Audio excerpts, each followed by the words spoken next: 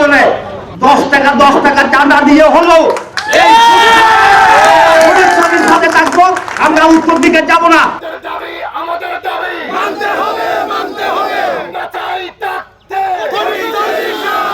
কোনো ধরনের গণশুনানি ছাড়া এই ধরনের একটা গণবিরোধী অযৌক্তিক সিদ্ধান্ত যেটা হয়েছে সেটা আমরা তীব্র নিন্দা জানাচ্ছি।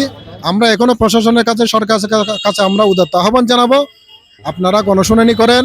হারওয়ালছড়ির মানুষ এখানে জাতি, ধর্ম, দল, মত নির্বিশেষে যারা এই অঞ্চলের বাসিন্দা 35,000 নাগরিক, 22,000 ভোটার যারা আছে, আপনারা তাদের মতামত নেন।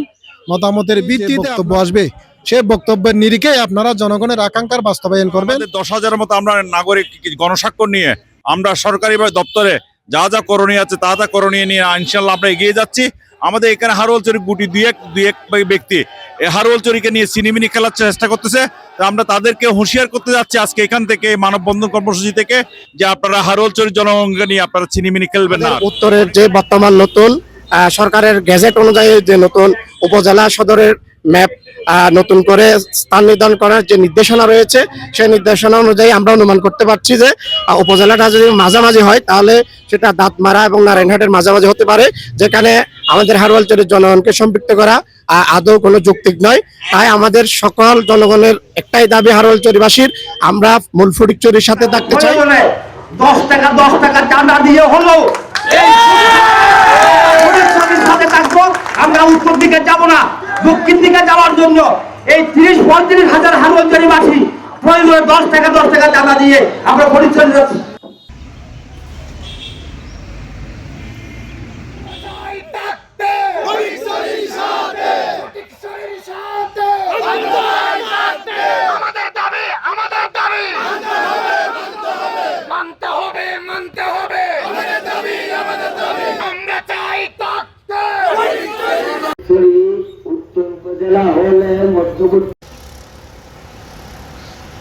ফটিকছড়ি উপজেলা বিভাজন নিয়ে হারওয়ালছড়িতে একটি মানববন্ধন অনুষ্ঠিত হয়েছে। ওনারা একটি স্মারকলিপিও আমাদের কাছে দাখিল করেছেন।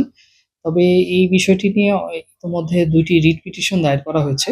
রিট পিটিশন 2টি নিষ্পত্তি সাপেক্ষে আমরা পরবর্তী কার্যক্রম গ্রহণ করব।